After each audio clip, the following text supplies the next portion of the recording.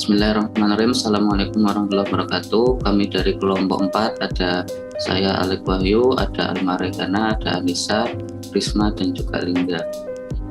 Di sini kami akan mempresentasikan hasil analisis dari PT Kalbe Pharma Tbk atau KLPF.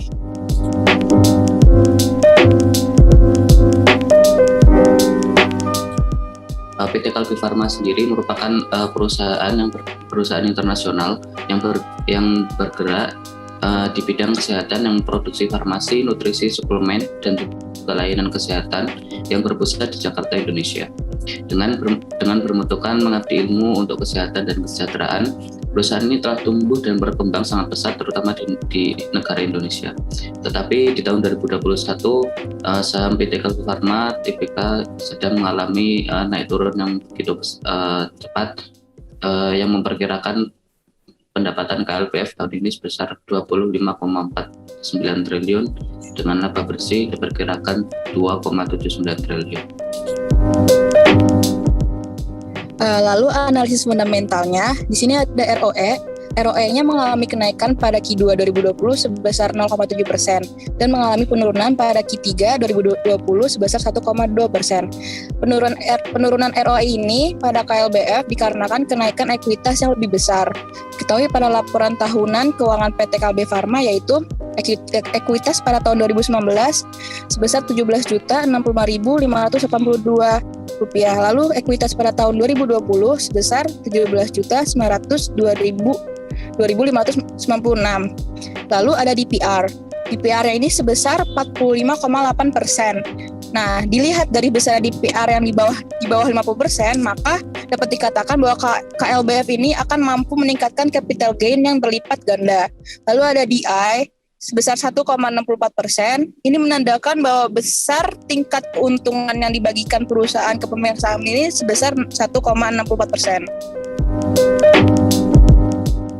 Saya akan menjelaskan tentang analisis fundamental yang selanjutnya, yaitu EPS atau earning per share. Earning per share itu sendiri adalah nilai yang dipakai untuk menentukan seberapa besar laba yang dihasilkan per lembar sahamnya.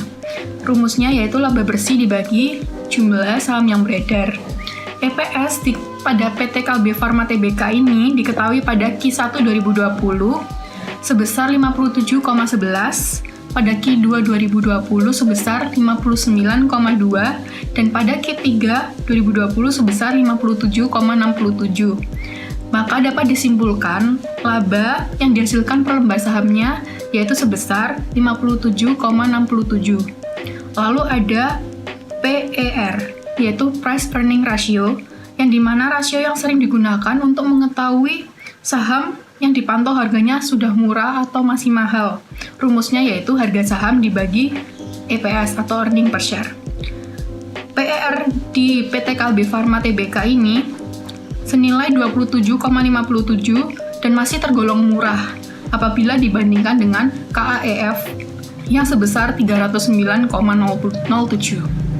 Lalu ada price to book value atau PBV, yaitu perbandingan harga saham dengan nilai buku per saham. Analisa ini juga digunakan untuk menentukan harga saham mahal atau murah.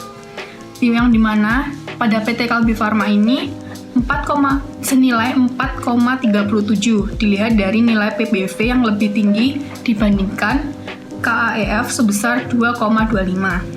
Maka KLBF bisa dibilang mencetak laba bersih yang cukup tinggi. Sekian, selanjutnya. Selanjutnya ada expected return dan risiko portofolio. Untuk KLBF sendiri pada porsi 0,2 expected return-nya sebesar 2325,45% dengan bobot 4,650. Untuk risk standar deviasinya sebesar 6,4783 dengan bobot 1,2956.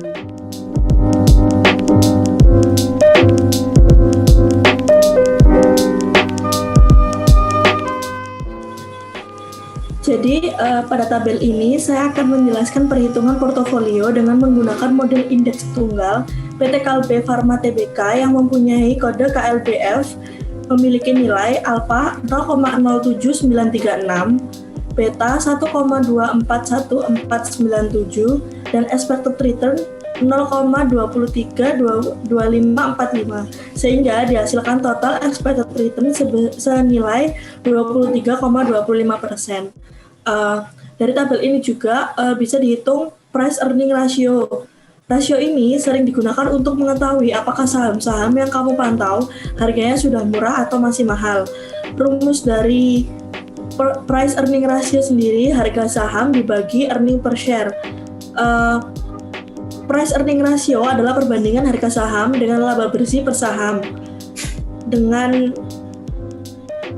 kualifikasi semakin tinggi price earning ratio, maka semakin mahal harganya, dan perbandingan price earning ratio harus saham sejenis dengan industri yang sama. Sekian presentasi dari kelompok kami. Terima kasih. Wassalamualaikum warahmatullahi wabarakatuh.